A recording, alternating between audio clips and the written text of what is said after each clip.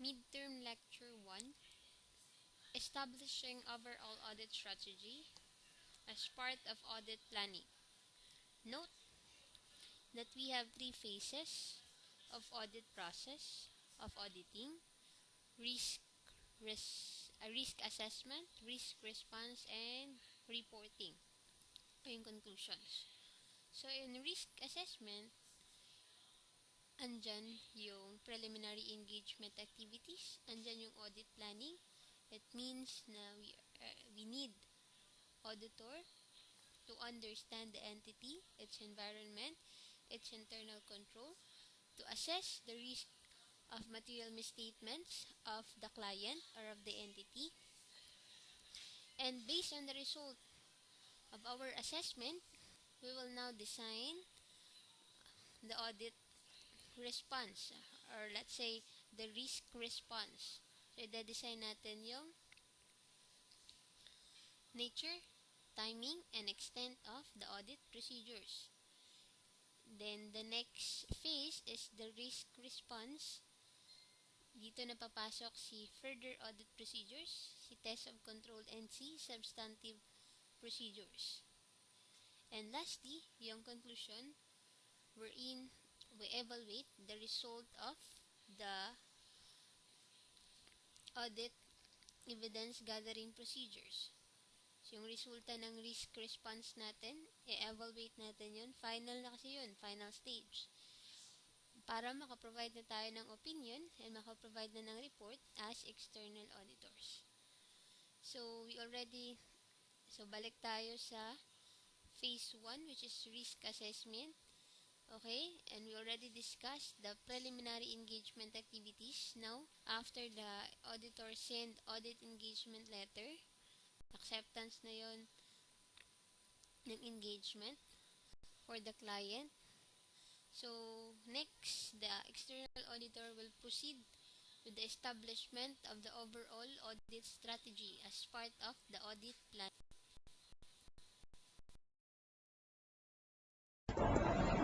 Introduction to Audit Planning.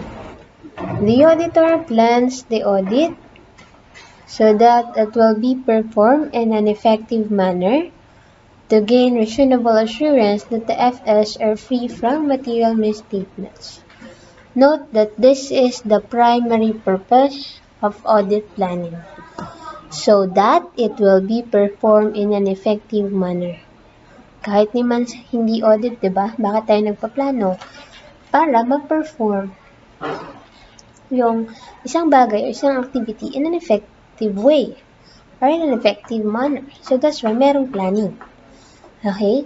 So, audit planning involves establishing the overall audit strategy. So, this is all about kung ano yung i-discuss natin ngayon.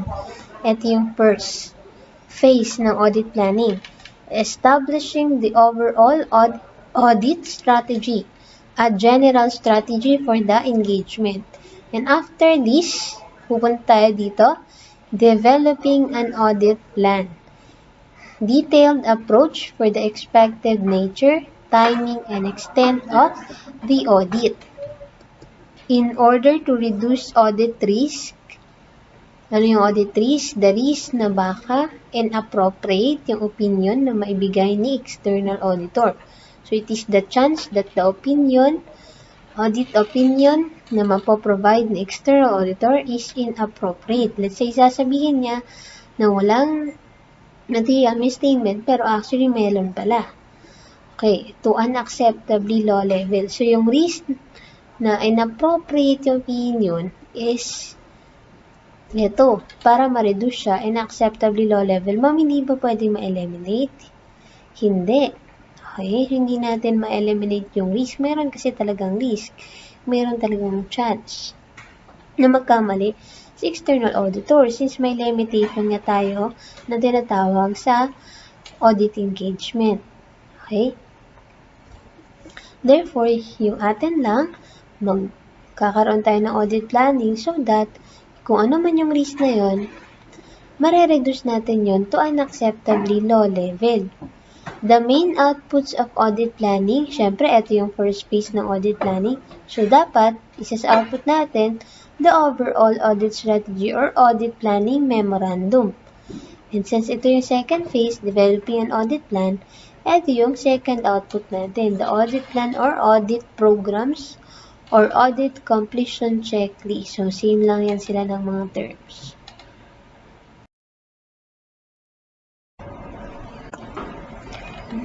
Benefits of audit planning. Appropriate attention to important areas of the audit. Identify and resolve potential problems on a timely basis. So, appropriate attention to important areas of the audit. Kasi pag nagplano tayo sa umpisa, saan tayo magpo-focus? Okay? Gano'n ka-extensive sa inventory ba? Okay, so nandun yun lahat sa audit planning. Identify and resolve potential problems on a timely basis. Organize and manage the audit engagement so that it perform in an effective and efficient manner. Benefits to ng audit plan na note. Pero sabi ko na from the previous slide, ano yung primary purpose ng audit planning? Yung primary purpose niya is para ma-perform yung audit engagement in an effective manner. Assist in the proper selection of engagement team members and the assignment of work to them. Okay, bakit magpaplano? Kasi nga, pag-aaralan natin muna yung internal control. Understanding pa lang hindi pa natin tinatest yung internal control. Pag-aaralan, i-understand yung entity or the client itself. Okay, i-understand muna yung environment ng client, i-assess yung risk. Andun yung lahat sa audit planning. Okay, i-determine yung nature, timing, and extent ng audit, evidence gathering procedures, andun lahat yan sa audit planning. So, it will assess the external auditors or the accounting firm or the auditing firm in the proper selection of engagement team members. Kasi let's say, sa auditing firm is ang dami nilang external auditors yan, ang dami nilang CPA. Sino i-assign dito? Okay, depende yun actually sa nature ng entity. Okay, mas may alam dito, mas may experience si dito. So, sila i-assign doon. Okay.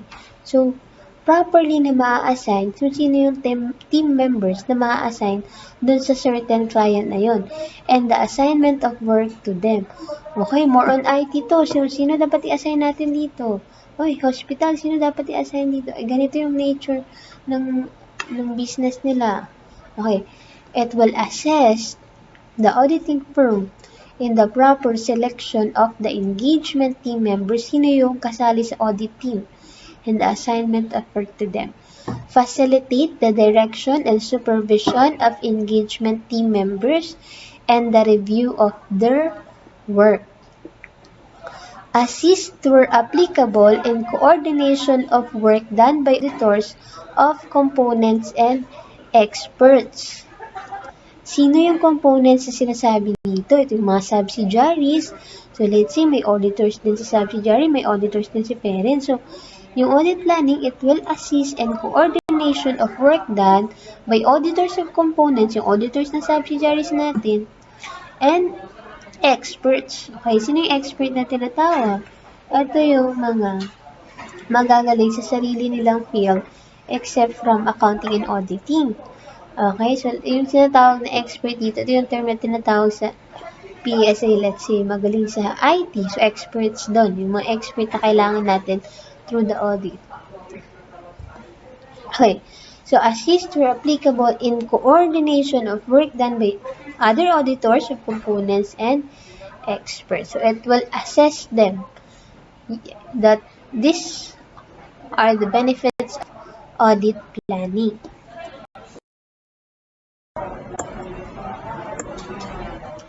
Audit planning activities. Planning is not the discrete phase of an audit, but rather a continual and iterative process. Na hindi ibig sabihin na nagplano ka na, stick to the plan lang, hindi na ito magbago, hindi na ito ma-change, hindi na ito ma-update. Yan talaga yan. Pag nag-start na tayo ng audit evidence, nag-start na tayo nag-conduct ng audit evidence gathering procedures, susundin talaga natin yung nature, time, and extent na nakalagay dyan sa audit plan, ha? Sundin talaga natin yan. Hindi. It is not a discrete phase of an audit, but rather a continual iterative process. Meaning, at the time na nagplano ka, throughout the audit, hanggang matapos yung conclusion, nagpaplano ka. Nag-a-update ka. Okay? Based dun sa na-experience mo, or nakikita mo, or na-discover mo through the audit, pwedeng magbago yung nature, yung timing, and extent ng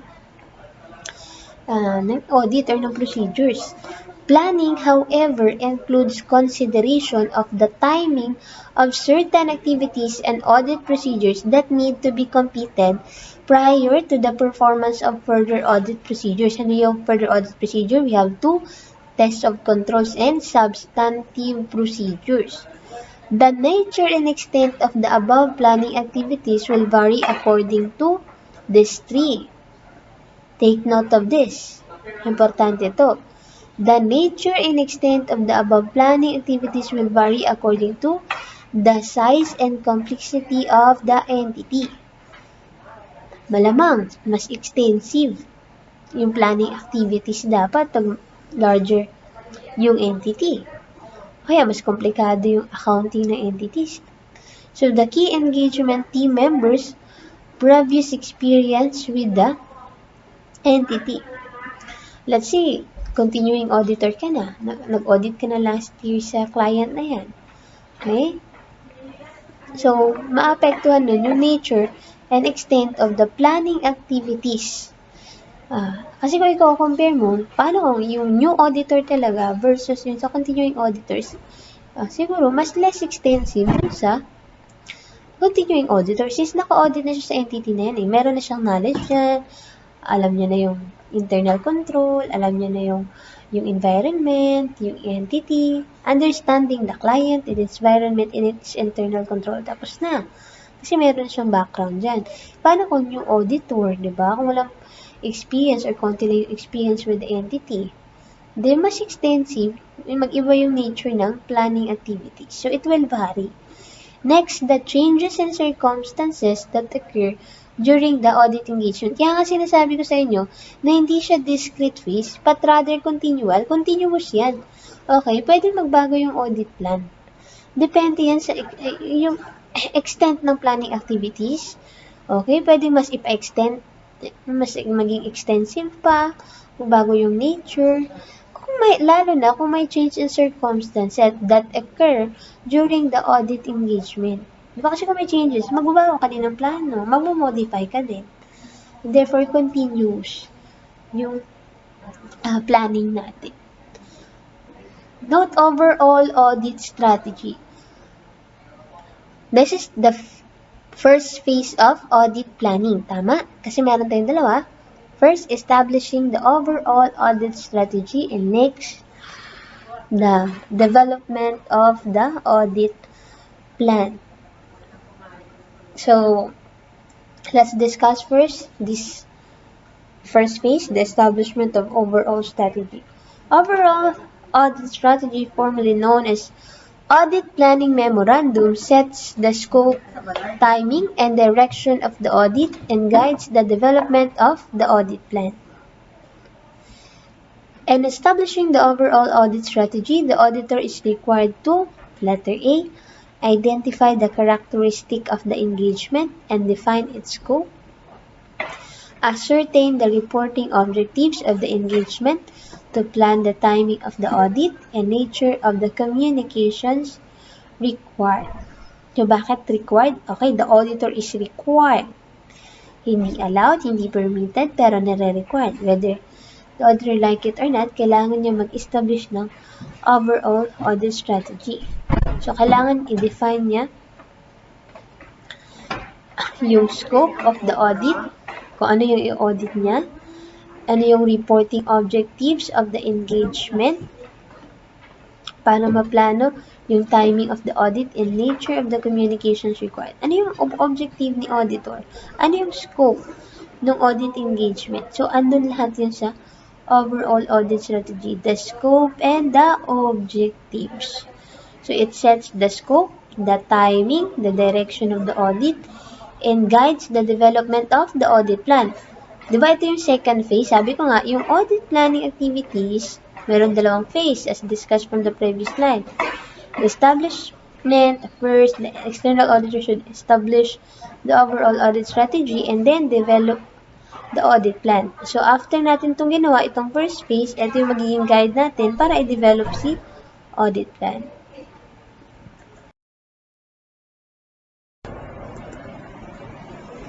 And establishing the overall audit strategy, hindi lang enough na ma-identify ni auditor yung scope and objective of the engagement, but also consider the factors that in our professional judgment are significant in directing the engagement team's efforts. Consider the results of PEA, preliminary engagement activities, and where applicable whether knowledge gained on other engagement performed by the engagement partner for the entity is relevant. Ano yung mga other engagement? Pwede namang in-engage din siya ng entity for consultation services, di ba? So, i-consider ito lahat ng external auditor. Yung knowledge ba na nag-gain mo dun? Yung understanding mo dun sa area na yun? Baka ka-affect ba yun? Relevant ba yun sa audit engagement ka yun? Kailangan i-consider yung lahat ni auditor. And also, in establishing overall strategy, the auditor should ascertain the nature, timing, and extent of resources necessary to perform the engagement. Ano yung resources, ma'am? Human resources. So, sino ba ang i-assign dito? Ano pa? Magkano ba yung cost nito? Ano ba yung gagastuhin natin dito? Lahat ng resources. The nature, the timing, and extent. Even the time necessary to perform the engagement. Dapat na-establish. Okay? Kasali dun sa first phase. Establishing the overall audit strategy. Note that nasa letter A kanina, in establishing the overall audit strategy, the auditor is required to define the scope of the engagement. So, the characteristics that define the scope of engagement is this: the applicable FRS or financial reporting framework, and thus the specific reporting requirements. Ito yung magiging scope, babasahin at criteria. Expected audit coverage, work of internal auditors. Kasali ba to? Pwede ba gawin natin itong basis sa external audit? Gawin natin itong basis sa audit engagement ni external auditor. So, andun lahat, nakalagay lahat dun sa scope na engagement. The entity use of service organization, the effect of information technology, and the availability of client personnel and data.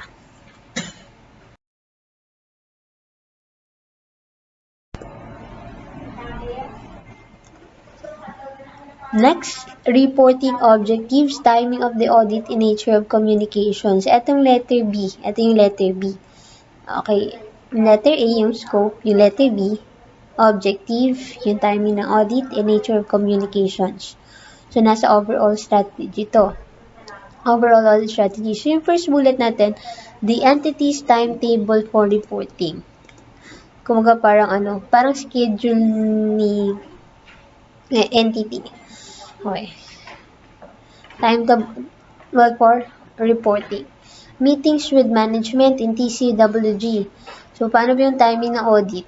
Kailan ba mag-meeting si auditor and si entity? Sino ba pwedeng kausapin para mapag-usapan yung nature, timing, and extent of the audit work? So, andun lahat. Yung meetings. Kailan magaganap? Okay. Kailangan meron ganito. So, nandun. In-establish na natin. Okay? Kaya establish yung overall audit strategy. Ito yung nagagawin. So, before tayo mag-audit yun ng mga resibo, hindi kagad yung dire-diretso. Kailangan pa to. Okay, establish ni auditor. The discussion with the management and TCWG regarding the expected type and timing of reports to be issued. Dapat maintindihan ni kliyente, ni management, okay, anong kailangan yung report from the auditor. Kasi in-engage nila tayo. Ano yung ina-expect nyo from us, from auditors? And other communications, both written and oral, including the auditor's report. Kasi ito, required to. Okay? Ito talaga yung main output ng audit engagement, yung auditor's report. Management letters, and communications to TCWG or those charged with governance. And regarding the expected communication and the status of audit work throughout the engagement. Communication with auditors of components. Communication with auditors of components, let's say yung auditors ng subsidiaries mo, kung let's say yung company, yung kliyente mo is parent, then meron siya mga subsidiary, tapos yung mga communications with the auditors of the components or the subsidiaries. So, dapat ma-determine or ma-establish to ni auditor. Communications among engagement team members, yes, including the nature, timing of team meetings, and timing of the review of work performed. Kasi sila yung magpe-perform ng audit. So, dapat may meeting sila, may communications na magaganap. Okay, ano yung timing? Okay, yung nature. Kailan tayo mag-meeting? Every other day? Every week ba? So, andun. Any other expected communication with third parties, including any statutory or contractual reporting responsibilities arising from the audit. And next, after ng scope, ng objective, ng time of audit, and nature of communication, kailangan din in establishing the overall audit strategy, the external auditor is required to consider significant factors na in his professional judgment would direct the engagement team, the audit engagement team. So, yung mga significant factors, including the preliminary engagement activities, yung factors from PEA, knowledge gained on other engagement. So, kung maka-apekto ba yun sa direction ng audit? So, kailangan i-consider to ni auditor. The determination of materiality and identification of material classes of transaction, account balances, and disclosure. So, paano ba dinidetermine yung materiality? Kailan natin masasabi na material yung transaction, yung events, yung account balances? Kasi, ang dito is yung risk of what? Material misstatements. Hindi naman sinabi ng risk of immaterial. So, yung focus na lang dito yung material misstatements. Next, preliminary identification of risk areas. Preliminary pa lang. The impact of the assessed ROMM or risk of material misstatement at the financial statements level. Exercise of professional skepticism. Internal control with the entity. Okay, significant factors that would direct the team. So, yung internal control with entity, understanding their internal control and significant business developments in the industry. So, understanding the industry. Okay, let's say hospital yung kliyente mo. Ano ba ngayon? Ano yung significant business development sa hospital industry? Kailangan merong understanding nun si auditor. So, because it will affect the in the audit engagement and legal and regulatory development and framework.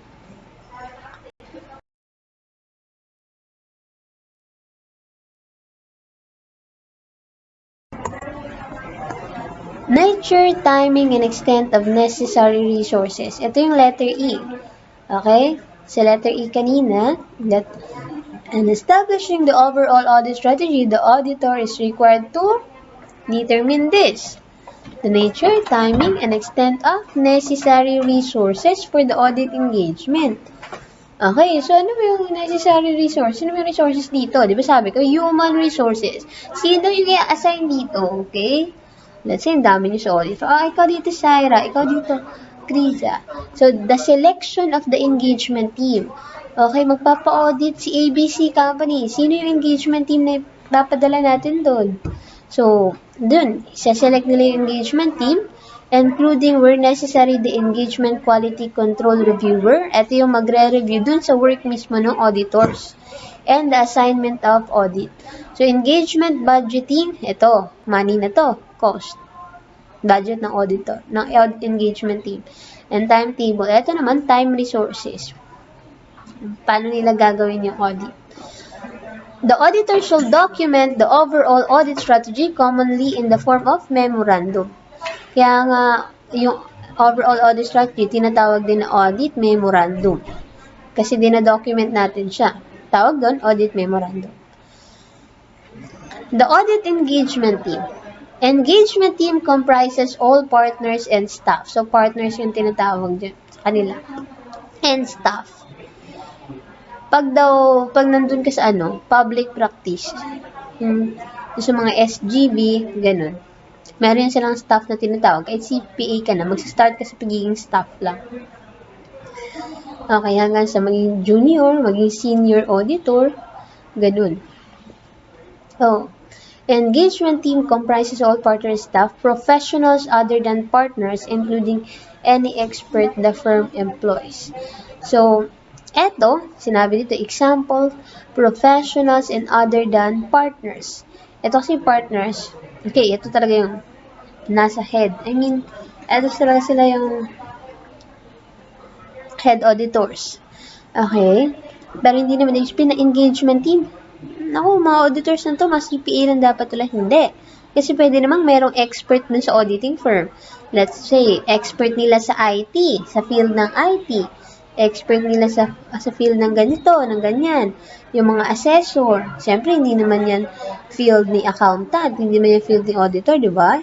Yung mag-assess. Let's say, yung client nila is involved sa sa mga lupa, sa mga real estate, yung business. So, kailangan nila ng assessor. So, kung yung engagement team, it may involve professionals other than partners, including any expert the firm employs. So, any experts the firm employs. So, the auditing firm or the accounting firm employs. Pwedeng expert sa assess or mga assessor, expert sa IT na kailangan nila sa engagement team. So, pwedeng kasali siya sa engagement team. And any individuals engaged by the firm or a network firm who perform audit procedures on the engagement. This excludes an auditor's external expert engaged by the firm or network firm. So, dito, excluding auditor's external expert engaged by the firm or network firm. Engagement partner, as part of the engagement team, is the partner, any individual with authority to bind the firm with respect to the performance of professional services engagement. He is acting on behalf of the firm or other person in the firm who is responsible for the audit engagement and its performance and for the auditor's report that is issued on behalf of the firm and who, were required, has the appropriate authority from professional, legal, or regulatory body. So, engagement partner ang tawag doon. Sa audit engagement team, siya talaga yung responsible. Responsible naman sila lahat, but siya yung person na tatayo talaga with authority throughout the audit engagement. Yung performance ng audit sa client. So, he has the appropriate authority from professional, legal, or regulatory body. So, again, yung engagement team, it comprises all partners and staff, including yung mga expert na employ. Ini-employ ni firm and performing the engagement. And any individuals engaged by the firm or a network firm who perform audit procedures on the engagement. This exclude an auditor's external expert engaged by the firm or a network firm. External expert kasi, in-engage siya, pero hindi talaga siya part mismo ng firm or network. So, excluding in the engagement team. The typical organizational hierarchy of CPA firm follows the pyramidal structure. They include from the top of the pyramid partners, managers or directors, supervisors or seniors or in-charge associates, and staff or junior or associates. Sabi ko nga sa inyo, Diba? Sa CPA firm, meron talaga yung partner, merong manager or director, parang pababa ng pababa. Yung pinaka-last staff, or junior, or associates. After nyan, senior, then supervisor, then manager, directors, then yung pinakataas, yung engagement partner. Okay. So, yung partners, ito yung position, nasa pinakataas siya. Okay. Owners of the firm. Kaya nga sila yung, meron talagang authority, responsible talaga sa audit engagement. Owners of the firm, the assigned partner has the overall responsibility for the quality of each audit engagement. Managers supervises the audits conducted by the senior. Pero kung titingnan mo dito, in actual daw, ito yung may pinakamaraming gawa. Siyempre, sila yung laging inuutusan, gawin to, ganyan. Ito, tag-supervise lang. Ito, minsan, tag-review lang to, wala masyadong ginagawa. Okay? As experience ng iba. Partners, owners of the firm, managers supervises the audits conducted by the seniors. Seniors in charge of audit field work, sila talaga yung nandun sa field. The senior supervises the work of the audit staff. Sila talagang dalawa yung nasa field. Sila talaga yung gumagawa ng audit, evidence gathering procedures. In charge of audit field work, the senior supervises the work of the audit staff, reviews working papers and time budget, and assist in drafting the audit report. Staff junior associate, sabi ko nga kanina, perform the more detailed routine audit task. So the engagement partner and the other key members of the engagement team shall be involved in planning the audit, including planning and participating in the discussion among engagement team members to draw on their experience and insight, thereby enhancing the effectiveness and efficiency of the planning process. So, involved to silang lahat in the audit plan. So, meeting pa lang, nandito silang lahat. Siyempre, parang brainstorming kasi may brainstorming na nangyayari. So, lahat dapat the engagement team shall be involved in planning. Kasi hindi naman pwede na kasali ka sa process, pero hindi ka kasali dun sa plano. So, dapat kasali sa plano para alam mo. Kasi yung planning, yung audit plan, para sa script na, parang guide or script na auditors, paano ipe-perform yung audit. So, and thereby enhancing the effectiveness and efficiency of the planning process. The auditor shall plan the nature, timing, and extent of direction and supervision of engagement team members and the review of their work. Audit plan. So, this is the second phase of the audit planning. Kasi nga, we have two phases. First, establishing the overall audit strategy, or also known as audit memorandum. Then next, yung audit plan, or the auditor should develop the audit plan, aka audit program, or audit completion checklist. Meaning parang ito yung checklist ni auditor. Ito nagawa na. Check. Ito, check. So, parang ito yung magiging guide ni auditor and performing the engagement. So, it is more detailed than the overall audit strategy, and that it includes the nature, the timing, and extent of audit procedure. So, andito na. Okay, ano gagamitin na audit procedure? Inspection. Ano yung inspection natin na inventory? So, ito, more detalyado na talaga siya. Specific na yung specific na mismo yung ipe-perform or ni auditor dito.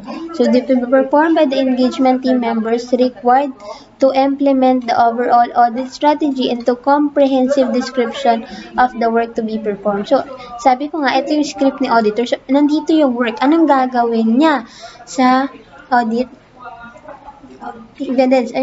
Paano siya makakagather ng SAE? Anong gagawin niya? So, andito yun sa audit plan lahat. Okay? So, the auditor shall develop an audit plan that shall include the description of NTE, or nature, time, and extent of plan risk assessment procedures, NTE of FAP, which include tests of control and substantive precision at the assertion level, and other plan audit procedures that are required to be carried out. So, the auditor shall document audit plan, recording the plan nature, timing, okay, kailan to gagawin, and extent of risk assessment procedures, gaano ka-extensive, and further audit procedures. Kasi ito, diba, ito yung susunod na gagawin after itong audit planning, yung FAP, yung risk response. So, sa audit planning pa lang, i-determine na ng external auditor ano yung nature, timing, and extent. Okay. Ano yung timing? Paano ba to? Paano ba natin mag-test of control? Okay. Materiality. So, nandito lahat. Nature, timing, and extent ng audit procedures at the assertion level in response to the assessed risk. The auditor may use standard pre-printed audit programs tailored as needed. Audit program is a list of procedures. Take note, a list of procedures. Sabi ko nga sa inyo kanina, let's say, inspection of inventory. It should check yung existence of inventory. Nakalagay doon. Okay, naka-assign. Syra May Lanestosa, CPA. Kailan gagawin? For 5 days. November 1 to November 5. So, nakalagay doon mismo doon. Parang audit program, yung list ng procedure, ano yung gagawin ng mga auditors para makagather ng SAE? Andun sa audit program. So, it serves as a set of instruction to staff involved in the audit. Okay, nakalagay doon. Anong gagawin? Observation of PPE. Ito yung gagawin ganitong araw. Okay, ilang araw yung gagawin. Sino naka-assign dyan? Okay, ganun. So, to staff involved in the audit and as a means to control and record the proper execution of the work. Kaya tinatawag din nga siyang audit completion checklist. Kasi pag nagawa na siya in actual, it's check, hanggang matapos. Okay? Pero sabi ko nga sa inyo, hindi continuous yung planning natin. So, let's see, throughout the audit, kailangan pa pala dagdagan, kailangan pa pala i-perform pa, mas maging extensive pa yung inspection, then, pwede, mas gawin pang extensive ng mga staff or ng auditors yung procedures. I mean, yung pag-perform ng procedures.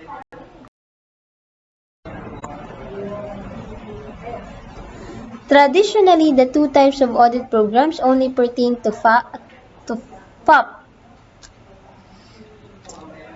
for tests of controls and substantive procedures are A. Compliance test audit programs. This is for test of controls, yung plano for the test of controls. And substantive test audit program, ito yung plano for substantive testing, for the substantive procedures. So, audit program, audit plan for risk assessment procedure is normally prepared in a separate documentation. Changes to planning decisions during the course of the audit. Kasi continuous, di ba? Yung planning. So, pwedeng magbago during the course of the audit. So, the auditor shall update and change the overall audit strategy and the audit plan as necessary during the course of the audit. The establishment of the overall audit strategy and the detailed audit plan are not necessarily discrete or sequential processes, but are closely interrelated since changes in one may result in consequential changes to the other. Interrelated silang dalawa. Okay. Since audit planning pa rin to. Risk assessment. I'm sorry for any background noise. This is the end of Midterm Lecture 1 Part 1, Audit Planning. So, Part 1 pa lang, since napaka-broad po ng topic ng audit planning, and this is the first phase, the auditor should establish overall audit strategy. Thank you and God bless.